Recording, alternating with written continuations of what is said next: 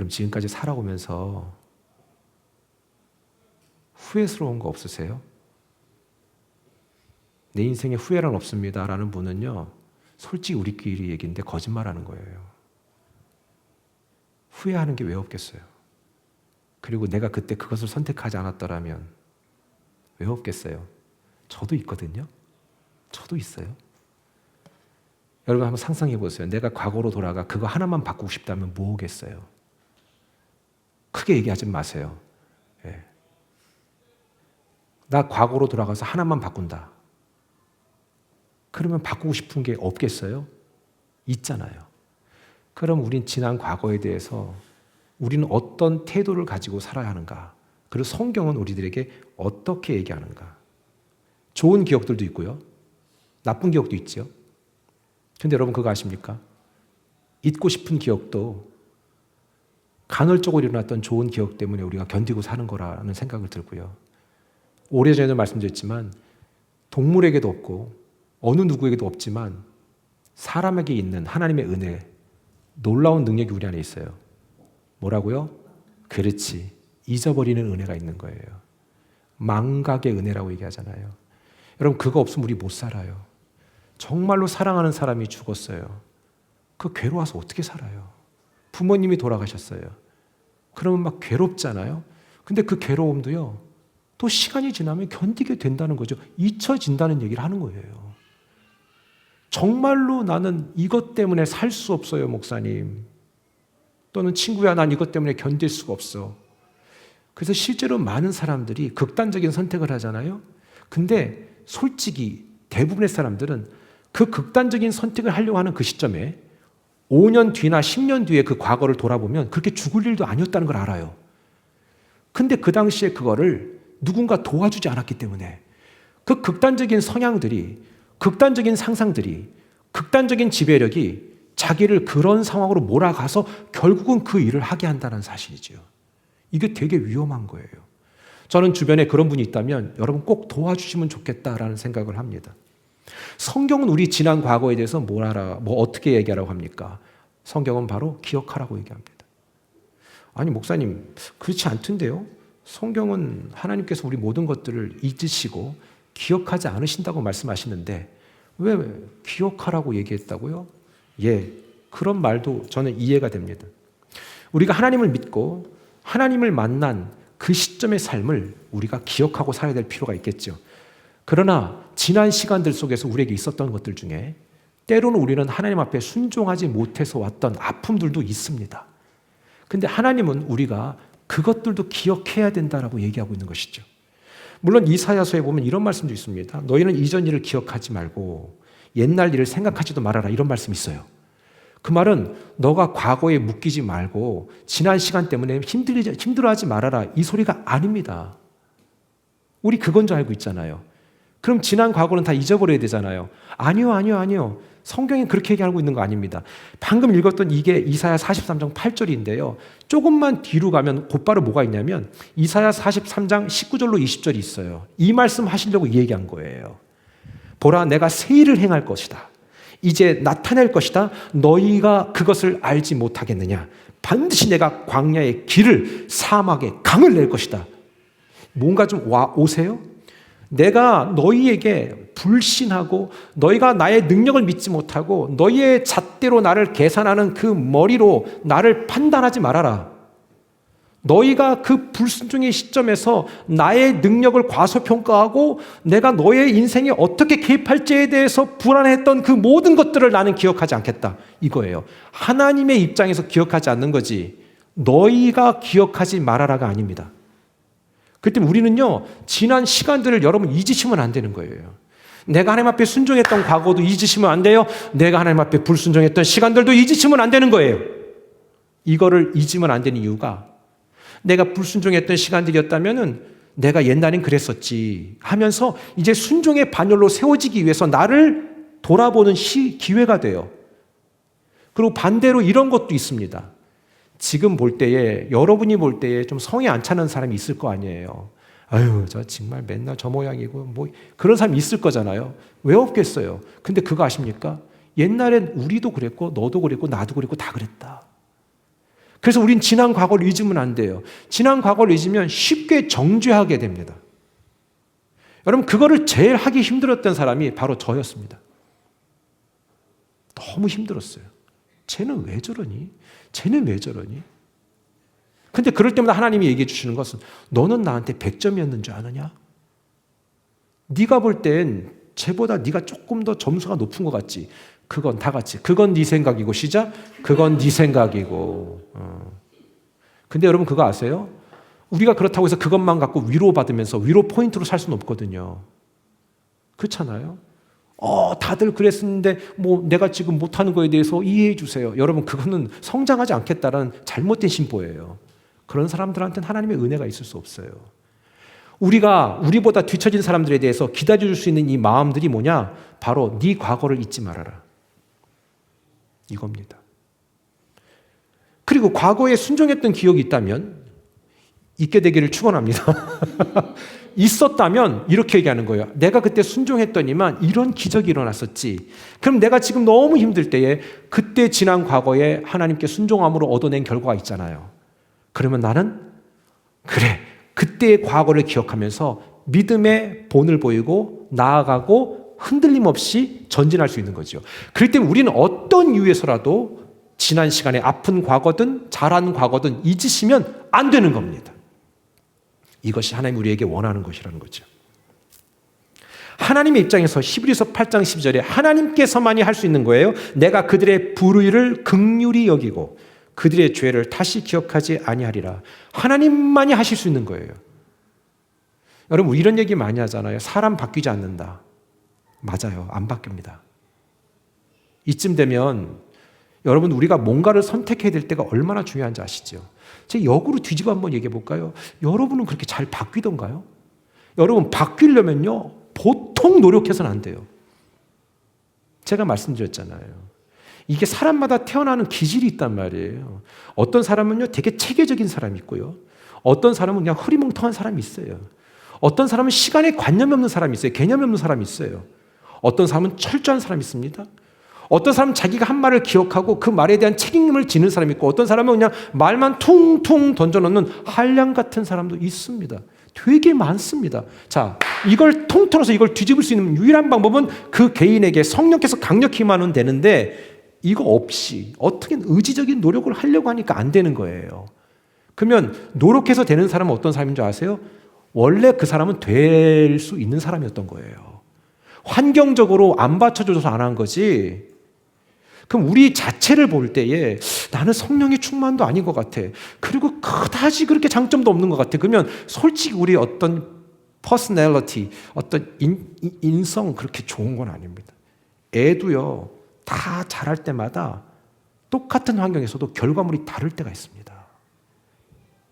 여러분 사람 안 바뀌어요. 그를 바꿀 수 있는 분은 성령님밖에 없는 줄 믿으시기 바랍니다.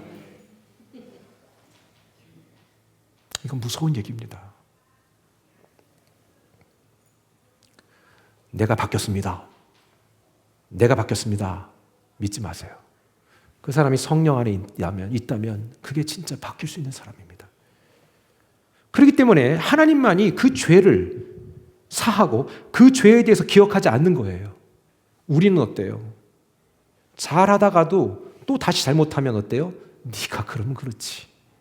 그런 마음이 있지 않겠습니까? 이건 남 얘기하는 게 아니에요. 제 마음을 얘기하는 거예요. 그래도 좀 잘하면 좋겠다. 근데 여직 또 그 일이 또 발생해. 그러면 어때요? 그렇지 뭐. 좀 오래 견뎠다. 여러분 어때요? 그런 일 있지 않아요? 그렇죠? 자, 이럴 때마다 꼭 여러분은 다른 사람을 상상하더라고요. 내 자신을 생각하는 거예요. 그러면 답을 얻을 수 있는 거예요. 하나님은 오히려 우리가 지난 시간들을 잊기를 원하지 않으세요. 넌 기억하라. 너는 반드시 기억해야 된다라고 얘기합니다. 그런 가운데 오늘 그 배경이 뭐냐면 요단을 건너고 난 다음의 일입니다. 여러분 요단 하니까 어때요? 좀 말의 뉘앙스가 어디서 많이 들어본 것 같잖아요. 요단, 졸단, 요르단. 요르단이에요. 지금 요르단. 그 강을 흐르는 국경 지역이 요단강이잖아요. 동쪽에서 서쪽으로 건넜잖아요. 지금 요르단이에요. 그 다음에 여러분 어느 나라가 붙어 있어요? 이라크가 있어요. 그 다음에 이란이 있는 거예요. 지금 이스라엘은 거기까지 전투기를 보내서 때리고 있는 거예요. 자, 그 시점에 하나님이 우리들에게 어떤 걸 얘기하냐? 여호수아 4장 11절이에요. 다 같이 이걸 원하는 거. 시작. 모든 백성이 건너기를 마친 후에 여호와의 궤와 제사장들이 백성의 목전에서 건넜으며. 잘 보세요.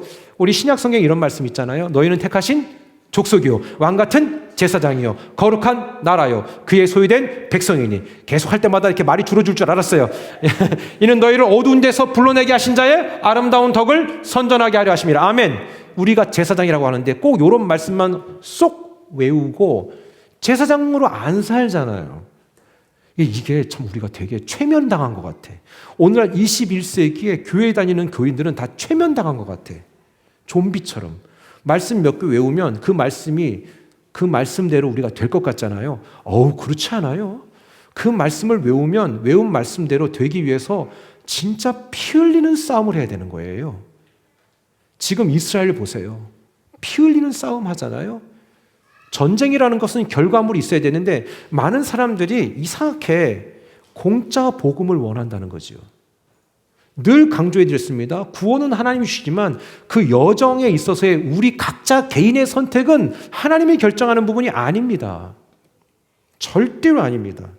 오늘 저와 여러분의 온 세대의 그 기적의 시작과 끝에 하나님이 함께하기 위해서는 오늘 이 여호수아 4장 11절 백성이 건너기를 마칠 때까지 제사장들은 어디 있었다고 되어 있습니까? 강의 중간에 딱 버티고 있습니다. 여러분, 세움 받는 건 절대로 그냥 되는 게 아닙니다. 요셉이 어느 날 그냥 기도하다가 팔자 고친지 아십니까? 성실했습니다. 여러분, 왜 이렇게 우리가 복음을 너무 이렇게 싸구려처럼 만드는지 모르겠어요. 하나님은요, 우리를 보고 계세요. 내 선택, 내 마음가짐 하나하나 다 모니터하고 계십니다. 그렇기 때문에 하나님은 우리가 어떤 선택을 할 때 그 의도와 그 과정 되게 중요시 여깁니다. 제가 물어보고 싶어요. 여러분, 리더가 되기를 원한다면 이러한 태도를 취해야 된다는 겁니다. 목사님, 저는요, 그냥 교회 집사인데, 일개 집사인데, 그냥 교회 와서 그냥 예배 딱 드리고, 나 오는 것도 정말 버거워요. 나 그냥 여기까지만. 항상 자기가 선을 긋잖아요. 근데 보세요. 하나님 우리에게 너희는 제사장이다. 택하신 족속이라고 얘기했다. 그런 사람들이 해야 될 게 뭐냐? 끝까지 책임감 있게 그 일에 서라 이겁니다. 하나님은 우리들을 다 리더로 부르셨고, 그럼 내가 물어볼게요. 이 리더십으로 호명받았다, 호출됐다라는 것이 하나님 앞에 무슨 도움이 되겠습니까? 여러분에게 좋은 거 아닙니까? 내가 어디에서 인정받고 리더십을 발휘하고, 그래서 요셉이라는 사람은요, 그런 리더십을 위해서 준비된 시간이 너무 길었고 힘들었던 거예요. 오해도 많았고. 하지만 요셉은 그걸 이겨냈어요. 전 그래서 그래요. 세상에 절대 공짜는 없다. 절대로 공짜는 없다. 전 여러분과 제가, 우리 모두가 다 좀 하나님 앞에 준비된 계획대로 멋지게 준비되기를 주님의 이름으로 축원합니다. 자, 그러면 하나님께서 우리 원하는 건 끝까지 그 자리에 남아라 이겁니다. 끝까지 네 사명을 감당해라. 모든 백성이 다 건너갈 때까지 거기에 있어라는 겁니다. 교회에서도 보면요, 정말 그런 분들이 계세요. 끝까지 뭔가 내 일처럼 그런 분들이 계시더라고요. 너희는 먼저 그의 나라와 그의 의를 구하라. 그리하면 이 모든 것을 너희에게 더해줄게. 이게 하늘나라의 비밀이에요.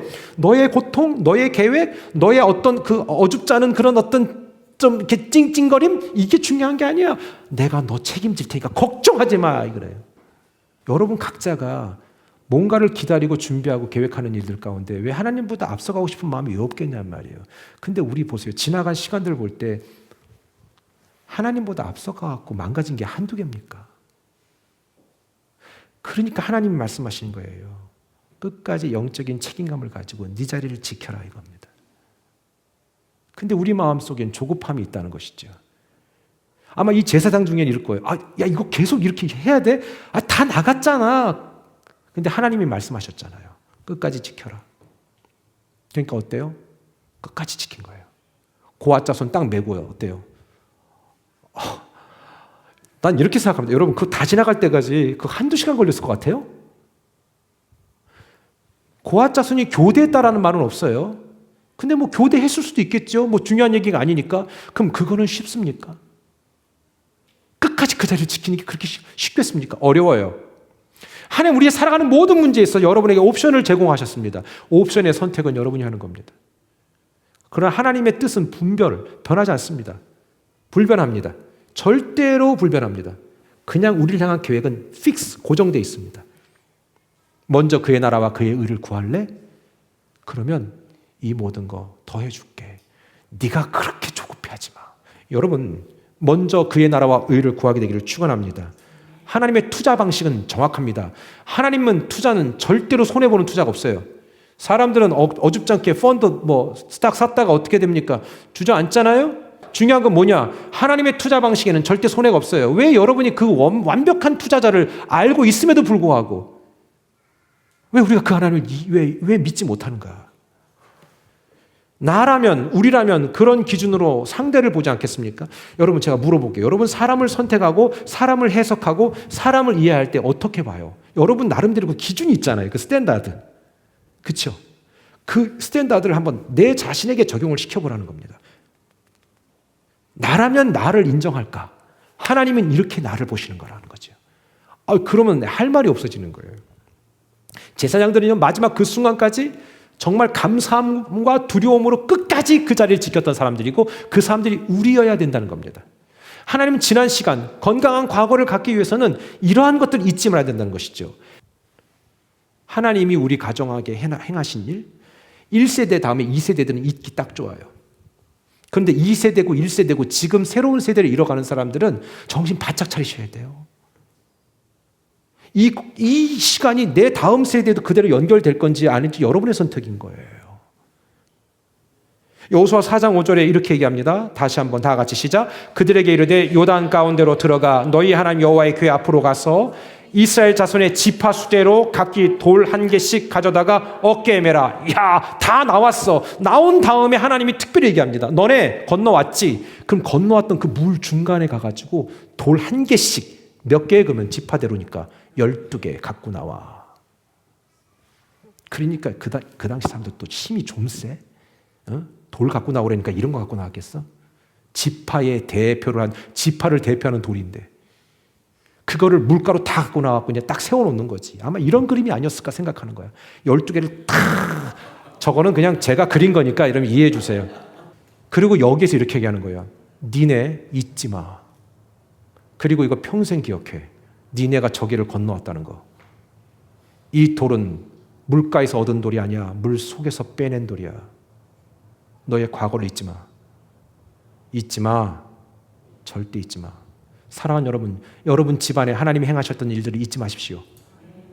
하나님이 우리 각각의 집안에 행하신 이 은혜 다 복음화되지 않았을지라도 여러분 자체가 복음화됐다는 것은 집안의 축이 복음화됐다는 건데 그 시작이 여러분 가정에 복음이 되는 놀라운 기폭제가 되기를 주님의 이름으로 축원합니다. 여러분 죽을 때까지 제발 부탁인데 포기하지 마세요. 내가 지금 늙었으니 이제 나를 고치면 뭐 할까? 그렇게 해서 나이가 굳어지는 경우가 많거든요. 그렇지 않습니다. 하나님 그때도 그렇게 하셨잖아요. 저는 그때 하나님이 그렇게 하신 것을 기억합니다. 이렇게 하나님을 기억하는 거예요. 그런 마음들이 하나님과 계속 교감하는 거예요. 여러분, 하나님과의 그 와이파이가 연결돼 있어야 돼요. 왜 그렇게 통신료가 많이 나와요? 와이파이가 끊어졌잖아요. 하나님과 연결돼. 그거 그냥 프리로 준 거라고. 연결만 돼 있으면 내가 계속 다운로드 할게요. 여러분, 다운 플러스 로드. 주님을 좀 받으란 말이에요. 진짜 막말로. 좀 다운로드 받으라고. 근데 그거 끊어졌잖아. 끊어지고 나서 힘들어 하잖아. 그리고 데이터가 왜 이렇게 느려? 빨리빨리 업데이트가 안 돼. 왜 그런 얘기 하냐고. 왜? 내가 끊어놨잖아. 와이파이를 켜세요. 와이파이를 켜는 게 바로 예배 시간에 켜야 되는 거예요. 예배 시간에. 할렐루야. 이게 중요한 거예요. 만약 여러분 가운데 순종의 기억이 없어갖고 말할 구석이 없는 사람 있잖아요. 괜찮아. 그럴 땐 빨리 하나님 용서해 주세요. 그리고 아름다운 기억을 만들면 되는데 문제는 뭐냐? 성경을 인용해야 되거든요. 인용. 근데 이용하는 사람이 있어. 뭐 온갖 좋은 말씀은 다 갖다 놓고 그냥 그걸 이용하는 사람이야. 그건 아닙니다. 인용은 그 말을 믿고 나 또한 지금 그렇게 하기로 결정하는 게 인용이에요. 여러분 이게 되게 중요한 거예요. 신명기 24장 22절 다 같이 시작. 너는 애굽 땅에서 종되었던 것을 기억하라. 이러므로 내가 너에게 이 일을 행하라 명령하노라. 아멘. 잊지 말라잖아요. 너가 예수 믿기 전에 종되었다. 이게 뭐냐면 우리가 다 어딘가에 묶여 살았잖아요. 여러분 교회에서 헌신하는 사람들은요 시간이 펑펑 남아돌아서 하는 거 아니에요? 옛날에 그 시간대에 다른 일을 했던 분들이에요. 우리가 이런 게 정말로 하나님 앞에 별로 좋지 않은 모습인데 내가 시간이 나면요 하는 사람도 있죠. 여러분 그건 하나님도 그 시간은 받질 않아요. 여러분 어떤 사람을 존귀하게 여겨요? 모든 일들 중에 괜찮아요. 내가 그냥 그거 내가 다 캔슬하고 내가 당신 볼게요. 이거 아닐까요? 하나님이요 우리들에게 말씀하세요. 너 애굽 땅에서 종되었던 거 잊지 마라. 너 옛날에 예수 모를 때 그렇게 네 멋대로 내 멋대로 그렇게 못되게 살고 말이지. 그게 그래서 너 그렇게 잘 풀렸니? 이거예요. 그래서 너 그렇게 대단한 뭐 엄청난 거 지금 얻었니? 이거예요. 아니잖아. 그럼 한번 내가 너를 향한 놀라운 계획이 있는데 한번 해봐라. 이거 해봐라. 해봐라. 옆 사람한테 얘기했어요. 한번 도전해보세요. 시작. 한번 도전해보세요. 아멘. 네, 아멘. 말씀을 정리하겠습니다. 지금의 나를 다시금 만들어가고 넘어지고 상하고 찢긴 또 다른 영혼을 살리는 위대한 도구는 내가 지난 시간을 잊지 않는 것입니다. 결국 그렇게 할 때 우리의 과거는 지금의 내게 복된 영향을 줄 거예요. 그리고 이 과거를 잊지 않는 사람이 오늘의 나를 돌아볼 수 있는 능력이 있게 되는 것입니다.